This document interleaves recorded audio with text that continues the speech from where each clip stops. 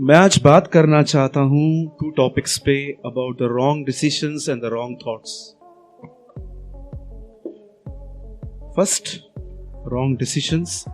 Second, गलत विचारों को अपने अंदर लेना, ये कितना खतरनाक है हमारे जिंदगी के लिए। बोलो जय मसीह की।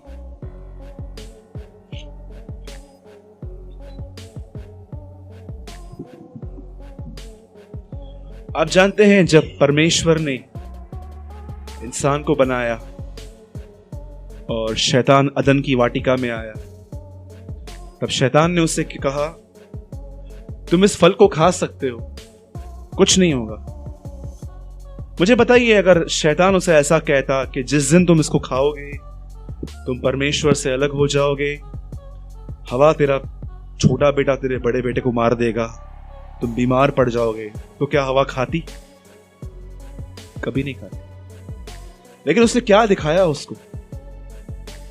कुछ नहीं होगा। उस बहन ने एक निर्णय लिया कि मैं इस फल को खाऊंगी, आदम को भी खिलाया।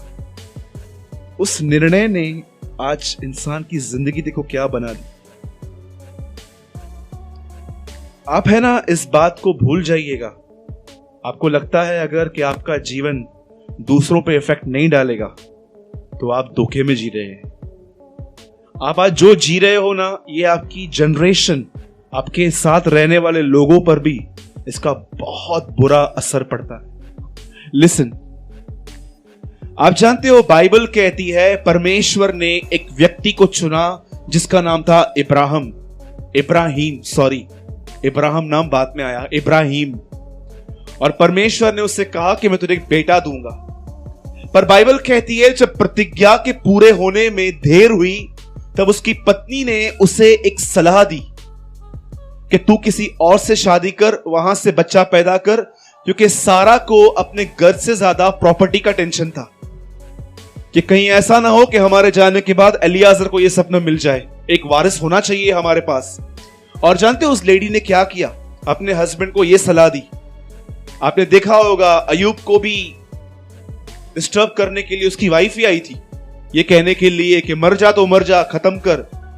मैं कई बार देखता हूं बाइबल के अंदर कुछ बहनों को परमेश्वर शैतान ने बहुत गलत तरीके से उपयोग किया, लेकिन नया नियम ऐसे उदाहरणों से भरा पड़ा है कि कुछ बहनों को परमेश्वर ने उठाया और उन्हें इस्तेमाल किया अच्छे तरीके से। और प्रभु का धन्यवाद हो कि हम नए नियम में रहते हैं। अब बोलो आमीन। राइट है, अब हमारे लिए होप है। आप जानते हैं, अब थोड़ा ध्यान से सुनिए, अब मैं जो आपको समझाने की कोशिश कर रहा हूं।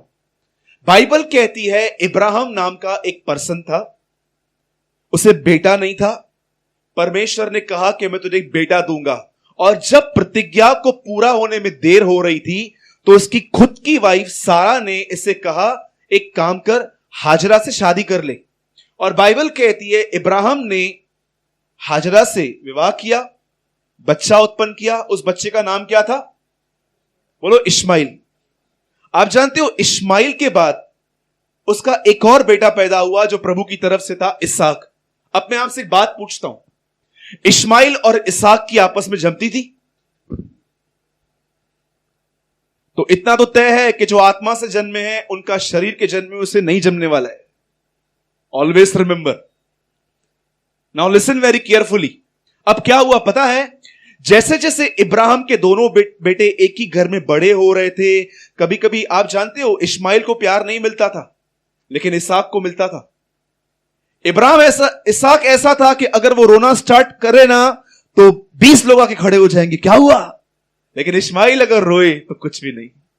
अगर इसहाक किसी टॉय पे हाथ रखे उसके लिए सब हाजिर है, लेकिन उसके लिए नहीं। बाइबल कहती है प्रतिज्ञा की संतान अलग थी। आप जानते हैं आखिर बात में क्या हुआ? दोनों बच्चे झगड़ा कर रहे थे, लड़ रहे थे, और लास्ट में क्या हुआ? इब्राहिम ने किसको निकाल दिया? इस्माइल को निकाल दिया। अब सुनिए, अब ये लड़का अकेला रह गया घर में, इसका नाम था इसहाक। अब इसे तंग करने वाला कोई भी नहीं था। जैसे जैसे ये बड़ा हुआ, 25-30 साल का हुआ, इब्राहिम ने इसके लिए एक लड़की ढूंढना स्टार्ट की जिसका नाम था रिबिका। और इसहाक रिबिका के साथ विवाह करके रहने लगा। और जानते हो जब रिबिका प्रेग्नेंट हुई तो उसके अंदर 2 बच्चे थे। उनका नाम क्या था? एसाव। और मुझे बताइए अंदर में क्या कर रहे थे? Tell me. बाइबल कहती है वे लड़ते थे। क्यों लड़ रहे थे? क्योंकि इन दोनों के अंदर इब्राहिम का डीएनए था। आज जो तुम कर रहे हो कल तुम्हारी जनरेशन भी करेगी। Always remember. वो दोनों फाइट करते थे, इब्राहिम के दोनों बेटे। अब इसके अंदर जो बेटे हैं ये भी लड़ रहे थे। आपको बताओ कई बार आपके बच्चे आपस में क्यों लड़ते हैं? क्योंकि वो आपको लड़ते हुए देखते हैं। कई बार आपका परिवार निराश क्यों रहता है? क्योंकि आप उत्साहित नहीं हो। याद रखिएगा, आप आज जो कर रहे हैं ना, कल आपकी संतान भी वही करेगी, कल आपके मां बाप भी वही करेंगे, कल आपकी जनरेशन भी वही करेगी। क्यों कुछ लोग बहुत कोशिश करते हैं निकलने की, लेकिन वो निकल नहीं पाते हैं? क्यों? क्योंकि उनके मां बाप के अंदर उनका डीएनए है। Always remember. मैंने एक प्रभु के दास के बारे में सुना था। उसकी मां से उसका थोड़ा एक झगड़ा हो गया और उसने उठा के चेयर जोर से नीचे मारी, और 15 मिनट के बाद उसको याद आया कि उसके परदादा ने भी ऐसा ही किया था एक बार। अगर आप इस साइकिल ब्रेक करना चाहते हो ना, प्रभु से कहो, प्रभु मुझे बदल, ताकि आने वाली जनरेशन में मेरा नहीं, यीशु मसीह का खून हो, यीशु मसीह का डीएनए हो। कई लोग सोचते हैं कि ब्रदर ऐसा क्यों? मैं इतनी बार मैं बाइबल पढ़ चुका था, लेकिन आज मैंने एक नए तरीके से इसको समझा कि प्रभु ये दोनों बच्चे झगड़ा क्यों कर रहे थे? क्योंकि इश्माइल और इसहाक भी झगड़ा करते थे, लड़ते थे। मुझे एक बात बताइए, मैं आपसे एक बात पूछता हूं, क्या आप इस बात पे विश्वास करते हो कि आपका जीवन आपके साथ रहने वालों पे एक गहरा असर डालता है? टेल मी।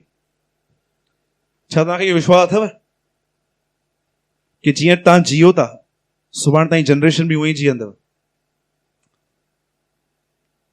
तो हमें कैसे जीना चाहिए? आप जानते हो आज प्रॉब्लम क्या है? कितने लोग जानते हैं तिमुथियुस को? उसकी मां थी। जब भी तिमुथियुस बीमार पड़ता था ना, वैसे वो गोलियां लेके नहीं बैठती थी, ये गोली ले, ये ले, वो ले। पहले वो उसके लिए हाथ रख के प्रार्थना करती थी, लॉर्ड विल हील हिम, प्रभु उसको ठीक करेगा। वो अपनी मां को देख देख कर कि मेरी मां में कितना बिलीव है। याद रखना, तिमुथियुस की मां ने तिमुथियुस को नॉलेज नहीं, फेथ दिया था, विश्वास। आप क्या देते हैं किसी को? जब आपका बच्चा निराश होता है और कम मार्क्स लेके आता है, उसको क्या बोलते हो? डफर है तू, कुछ सुधरेगा ही नहीं, इतना समझाया था, पढ़, बस 2 दिन पहले स्टार्ट किया। अरे ऐसा मत करो। उनके शोल्डर पे हाथ रख के कहो, इट्स ओके, कोई बात नहीं, नेक्स्ट ईयर हम और मेहनत करेंगे। वो आपके इन शब्दों को सुन के इंकरेज होंगे कि यार मेहनत नहीं किया, उसके बाद भी डैडी मुझसे प्यार करता है। कई बार हम अपने बच्चों का सेल्फ कॉन्फिडेंस नेगेटिव बोल बोल के खत्म कर देते हैं। हम देखते हैं कि जब हमारे बच्चे गलतियां करते हैं, मैं आपको नहीं कहता हूं कि उनको डांटो मत, जरूर डांटो, पर उनको इंकरेज भी करो। You encourage him also. बोलो जय मसीह की। तो कितने लोग चाहते हैं ये साइकिल ब्रेक हो? हाँ, वो लड़ रहे थे, ये भी लड़ रहे थे। आप लड़ोगे तो आने वाली जनरेशन भी लड़ेगी। इसीलिए पौलुस बहुत बार तिमुथियुस को समझा रहा था, ये बातें जो मैंने तुझे दी हैं, विश्वास योग्य मनुष्य को सौंप दे। वो उसको समझा रहा था कि आने वाली जनरेशन को ये बातें सिखाना कि हम लोग ऐसा न करें। लेकिन हुआ क्या? आगे चल के सब खत्म हो गया। ठीक है, बोलिए अब मेरे पीछे, मेरे निर्णय बहुत कुछ डिसाइड करेंगे। हाँ, आदम ने डिसीजन लिया, इब्राहिम ने डिसीजन लिया, और तिमुथियुस की मां ने डिसीजन लिया। आज आप एक निर्णय लोगे? कितने लोग लेंगे? मैं आपको आज कुछ देना चाहता हूं यहां पर। कितने लोग लेंगे? Lift your hand. पक्का? बोलो आज के बाद मैं अपने प्रति, परिवार के प्रति, बिजनेस के प्रति, जॉब के प्रति नेगेटिव नहीं बोलूंगा। ओके? अगर जॉब नहीं है तो क्या बोलेंगे? ठीक है, नहीं है, प्रभु देगा ना, इसमें क्या। अब अपने बच्चों के लिए ढूंढते हैं लड़के या लड़कियां। आप बोल सकते हो मेरे बच्चे की शादी नहीं है, फिर क्या हुआ? किंग रखा है मेरी बेटी के लिए प्रभु ने, आ रहा है, इसमें क्या है? अंडरस्टैंड? Change your confessions. अपने बात करने के तरीकों को बदलिए। आप जानते हैं हमारे प्रधानमंत्री, मैं उनकी बहुत इज्जत करता हूं, उन्होंने एक बात कही थी, अच्छे दिन आएंगे। बोलो अच्छे दिन आएंगे। बोलो अपने बाजू वाले को, अच्छे दिन आएंगे।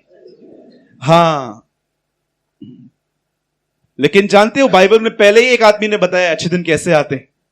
पहला पत्रस में लिखा है, जो कोई अच्छे दिन देखना चाहता है वो अपनी जुबान को बुराई से रोके। बोलो जय मसीह की। कितने लोग मेरी बात समझ रहे हैं? कितने लोग घर से निकलते समय एटमॉस्फेयर खराब करते हैं? जा, मैं नहीं आऊंगा खाना खाने के लिए, चल जा।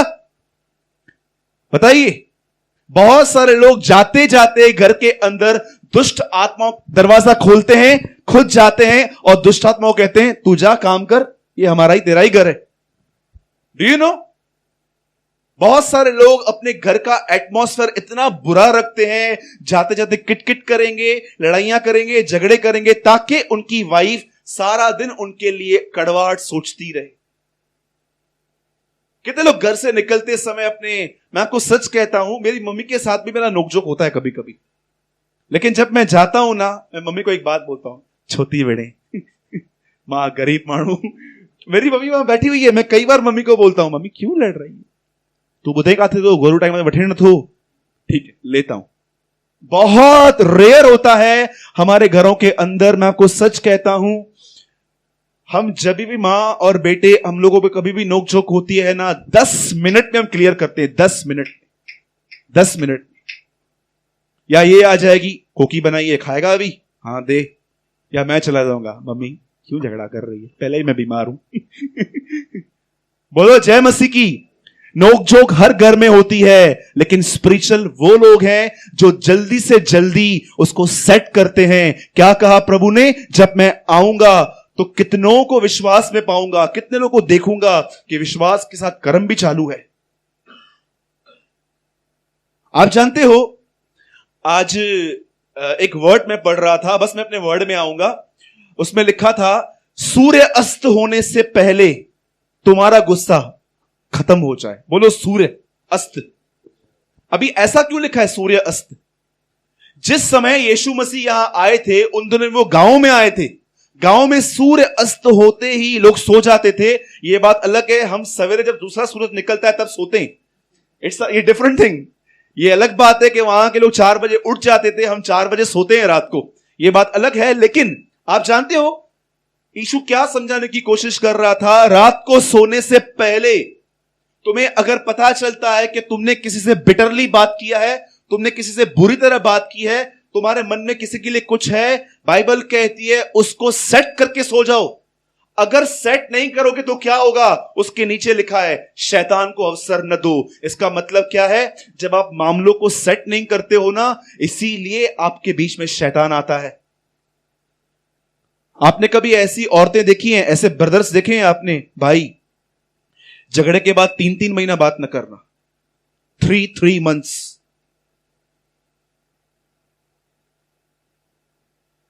मैं आपको सच कहता हूं, ये अपने आप को मसीह कहते हैं, लेकिन मेरी नजर में तो ये बिल्कुल मसीह नहीं है। In my eyes they are the backslider number 1। ये बहुत पहले ही प्रभु को खो चुके हैं, पर प्रॉब्लम ये है कि इनको अभी तक पता ही नहीं चला है। मेरे कलीसिया में ऐसी बहुत सारी गवाहियां हैं, जब लोग यहां पर आए अलग अलग कलीसियाओं से, तो उन्होंने कहा ब्रदर हमें ऐसा लग रहा था कि हमारा उद्धार हुआ, लेकिन यहां पर आके मालूम पड़ा कि हम नहीं बचे हैं, अभी तक हमारा उद्धार नहीं हुआ है। Trust me. 3-3 महीने बात न करना, 4-4 महीने बात न करना, अपने अंदर पूरा अकाउंट रखना कि मेरे साथ इसने क्या क्या किया था, और जब तक वो न निकालना, शांत न रहना। मैं आपको बताता हूं, ये एक बहुत ही डिमोनिक नेचर है, ये बहुत बुरा स्वभाव है। आप जानते हो बाइबल गर्लफ्रेंड और बॉयफ्रेंड के संबंध को रिस्पेक्ट नहीं देती है। बाइबल ऑनर मैरिज, विवाह सब बातों में आदर की बात मानी जाए, बाइबल कहती है विवाह। आप जानते हो परमेश्वर ने शादी के संबंध को कितना रिस्पेक्ट दिया है। इवन आप देखोगे ना, यीशु मसीह का पहला चमत्कार एक शादी में, first miracle in the marriage, right Gaurav भाई, कैना नगर में। बाइबल रिस्पेक्ट देती है इस रिलेशनशिप को। और आप जानते हो बहुत सारी प्रेयर्स के आंसर क्यों नहीं आते? बाइबल कहती है हस्बैंड और वाइफ के बीच की नोकझोंक की वजह से। लिखा है ऐसा ना हो कि तुम दोनों के बीच में कुछ हो और तुम्हारी प्रार्थना रुक जाए, तुम दोनों जीवन के वरदान के वारिस हो। याद रखिएगा, अगर आप पति हैं, आप पत्नी हैं, अगर यहां पर जो भी शादीशुदा लोग बैठे हुए हैं ना, मैं आपको सच कहता हूं, जिसे परमेश्वर ने जोड़ा है आप उसे अलग न करें। कोई भी रिलेशनशिप परफेक्ट नहीं होता है, लेकिन याद रखिएगा वो परफेक्ट तब बनता है जब दोनों में एडजस्टमेंट आती है। बोलो जय मसीह की। कितने लोग मेरी बात समझ पा रहे हैं? ठीक है, मैं अपने वर्ड में आऊं। कितने लोग आज के बाद जब कोई निर्णय लेंगे तो सोच समझ के प्रार्थना के साथ लेंगे? पक्का? देखिए, निर्णय कोई नौकरी की बात नहीं है। नौकरी आई गई, दूसरी मिलेगी। कर्टन्स लगाए, पसंद नहीं आए, निकाल के फेंक देंगे, दूसरे लगाएंगे। ये निर्णय नहीं बोलते हैं। शादी, कोई चीज लेनी है जिसके लिए आप बहुत बड़ा अमाउंट पे करने वाले हो। आज लोगों के ऊपर कर्जा क्यों है इतना? बहुत कम लोग हैं जिन्होंने जीनियनली पैसे लिए थे किसी से, लेकिन बहुत सारे लोगों के लिए जानते हो ऊपर कर्जा क्यों है? मैंने ऐसे बहुत सारे लोग देखे हैं जो कर्जा लेके गोवा घूमने जाते, ट्रस्ट मी, वहां कैसीनो खेलते और यहां पर आते हैं, फिर गली गली घूमते हैं। गली गली, मेन रोड पे दिखते ही नहीं है कभी। मेन रोड पे उनकी दुकानें हैं, फिर वहां से गली गली घूमेंगे, यार मिल न जाए, फिर मुझसे मांगेगा। मैं आपको सच कहता हूं, मैं भूखा मरना पसंद करूंगा लेकिन किसी से लेके घूमना पसंद नहीं करूंगा। नहीं चाहिए ऐसा। हम घर के अंदर दाल राइस खाएंगे लेकिन कर्जा लेके बाहर होटल में खाएं, चाहिए ही नहीं। Be wise. एक सवाल मैं आपसे पूछता हूं, क्रेडिट कार्ड और डेबिट कार्ड में क्या अंतर है? क्रेडिट कार्ड का मतलब क्या है? बैंक का पैसा, लोन है। और डेबिट कार्ड, अगर यीशु मसीह इस पृथ्वी पे आज होते तो वो डेबिट यूज करते, क्रेडिट यूज करते? Okay, thank you Jesus. आइए हम सब वचन में आएंगे। Jesus will use debit card, not credit card, right? थोड़े में आप बहुत कुछ समझ जाते हैं, आप बहुत सयाने लोग हैं, एक्सप्लेन करने की नीड ही नहीं है मुझे। ओके, आइए हम सब एक वचन खोलेंगे, इफिसियों की पत्री चैप्टर 6। कहिए अपने बाजू वाले से, आज के बाद कोई भी निर्णय बहुत सोच समझ के लेना। बोलिए बोलिए अपने बाजू वाले को। इफिसियों 6 अध्याय। Thank you Lord, thank you Jesus.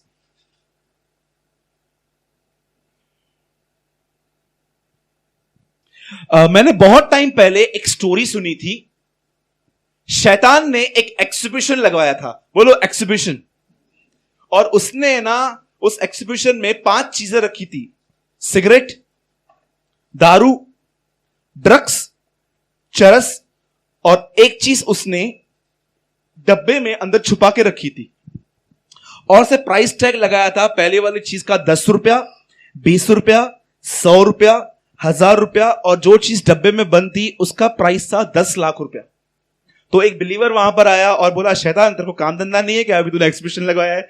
बोला नहीं, अभी क्या करूं? अभी बिलीवर न सिगरेट पीता है, न दारू पीता है, न चरस लेता है, न गांजा लेता है। ये चीजें इनको पता चल गई है कि ये पाप है, लेकिन ये चीज है ना जो मैंने बंद करके रखी है, जो 10 लाख रुपए की है, ये मुझसे सब भर भर के लेते। तो उसने बोला कपड़ा तो हटा देखूं। जैसे उसने कपड़ा हटाया, लिखा था नेगेटिव थॉट्स। बोला विश्वासी को ये बात पता ही नहीं है कि ये भी मैं ही देता हूं।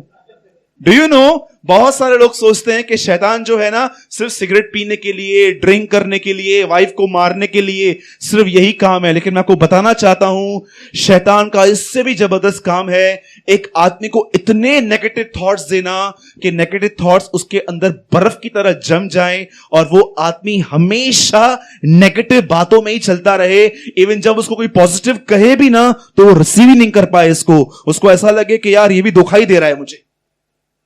आज मैं आपको बताना चाहता हूं कि पौलुस हमें किन बातों के लिए लड़ने के लिए कह रहा था। बोलो जय मसीह की। आइए 6 अध्याय इफिसियों, कोई मेरे साथ पढ़िए।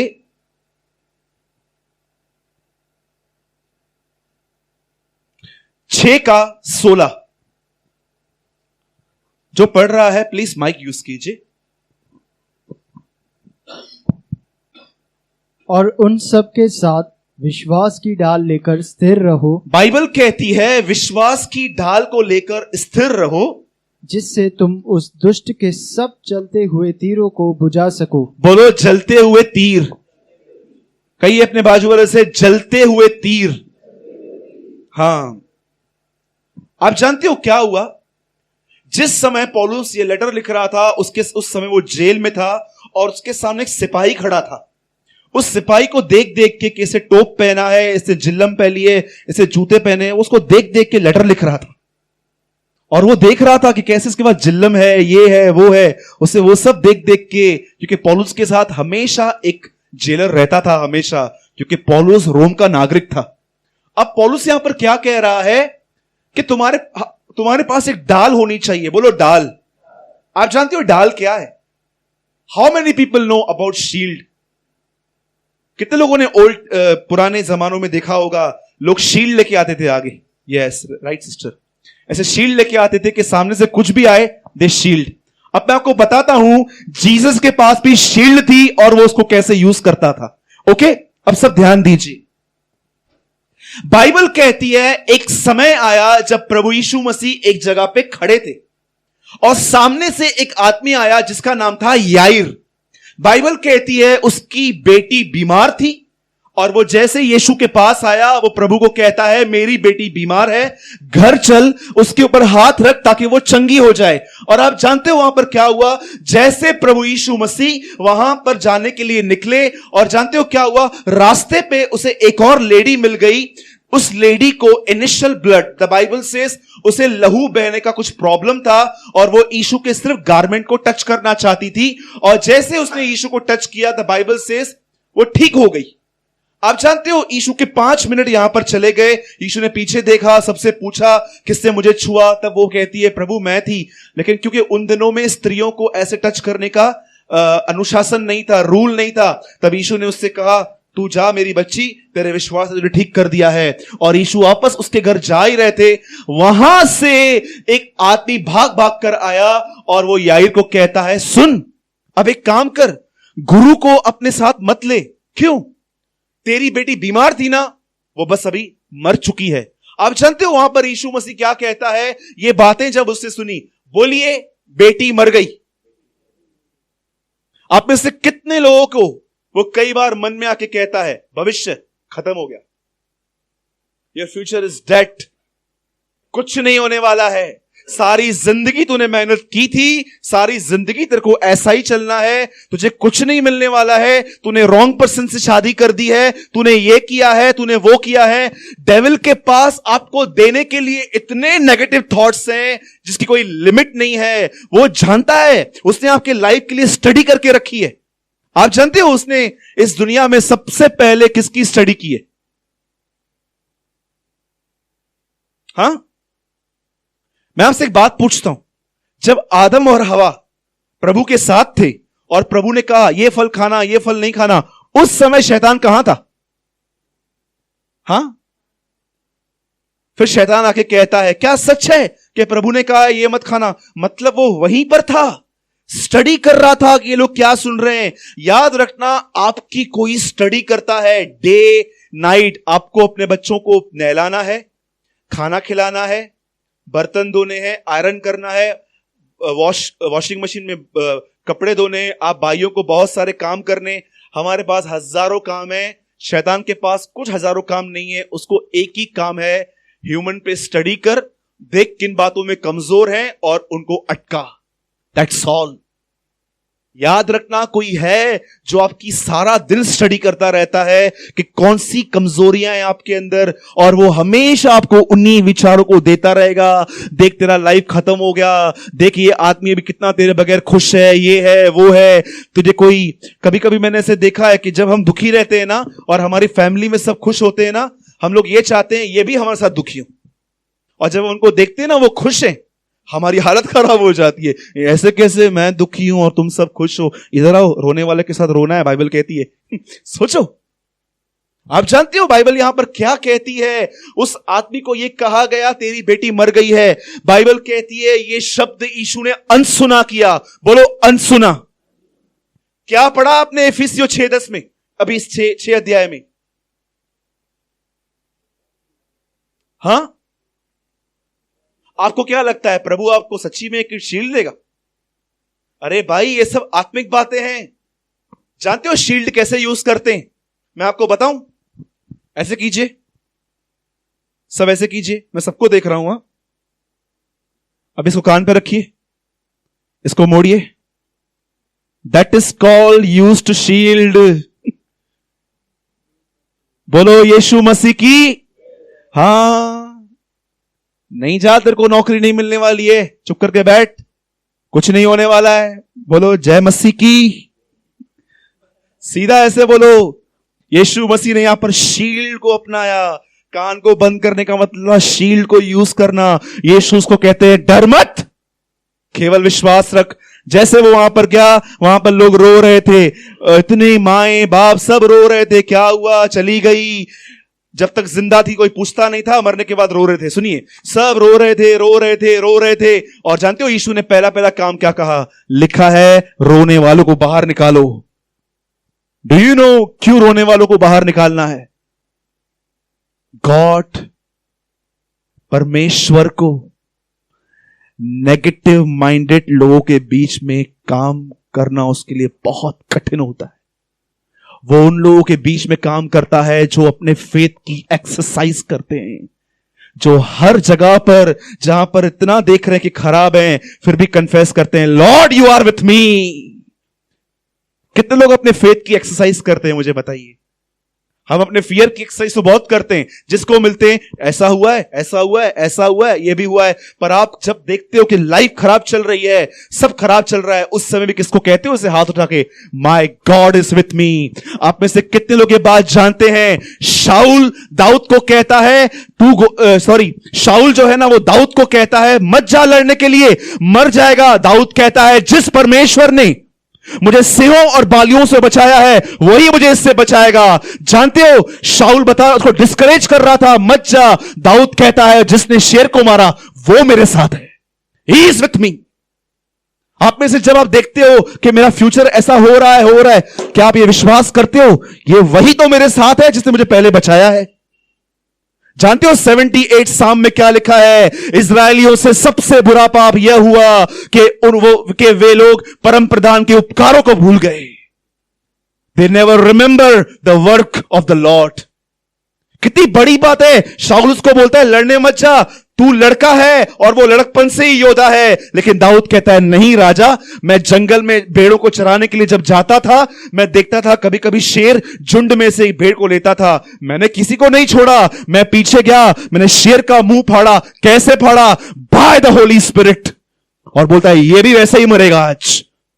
जब भी आपको शैतान कहे ना ये होने वाला है, वो होने वाला है, शैतान को बोलो get lost, shut your mouth, my lord is with me.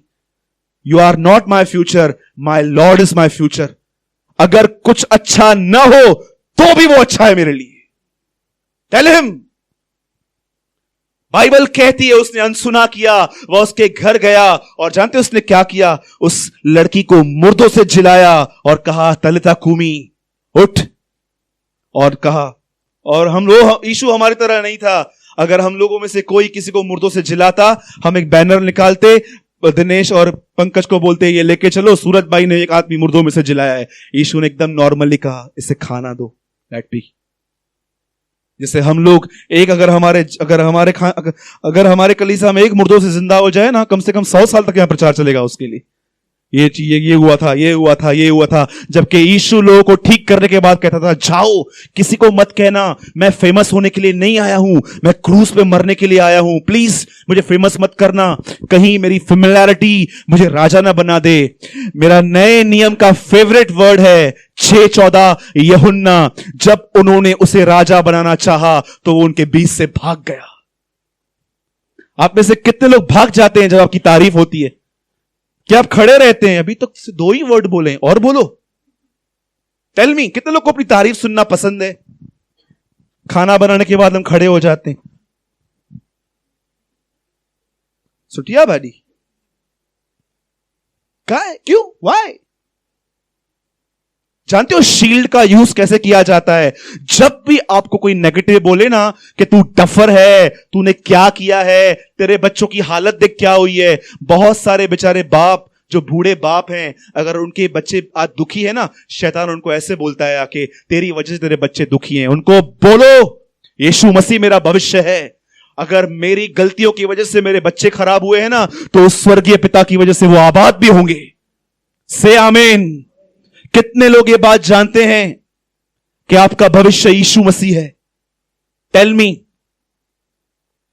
एक आखिरी बात बता के I finish my word. Listen very carefully. जिस समय इजराइल के लोग इजराइल से बेबीलोन जा रहे थे बंदी बना के, जानते हो प्रभु यिर्मयाह को क्या कहता है? यिर्मयाह, ये नगर फूंकने वाला है, इस पूरे नगर को मैं जलाने वाला हूं। बोलता है प्रभु फिर? प्रभु बोलता है यिर्मयाह एक काम कर, इस नगर में एक खेत ले ले। और जानते हो वो खेत किसका था? उसके चचेरे भाई का। 30 चांदी के सिक्कों में लिया था उसने। और जब लिखा है कि तराजू लेकर, ऐसा लिखा है यिर्मयाह में, जब मैं तराजू लेकर और सिक्के लेकर अपने चचेरे भाई के पास गया और मैंने पूरा काम किया और ये खेत मेरा पूरा हुआ। खेत पे पहली बार जब यिर्मयाह खड़ा हुआ तब वो प्रभु को कहता है, प्रभु तूने कहा ये नगर फूंक दिया जाएगा, उसके बाद भी तूने ये खेत खरीद करने के लिए मुझे क्यों कहा? ये तो ऐसा हो गया कि कोई बिल्डिंग है जो डिमोलिशन होने वाली है, टूटने वाली है, और प्रभु हमको कहता है उसमें फ्लैट ले लो। जानते हो जब वो वहां पर खड़ा हुआ, वहां पर लिखा है तब यहोवा ने यिर्मयाह से कहा, ये खेत एक चिन्ह है कि मैं अपने लोगों को वापस इसी धरती पर लाऊंगा। और जानते हो उसके बाद एक वर्ड लिखा है, हे यिर्मयाह यह बात जान रख, मैं इज़राइल के साथ भलाई करना कभी न छोड़ूंगा। That is a word of the Lord. हाथ उठाइए।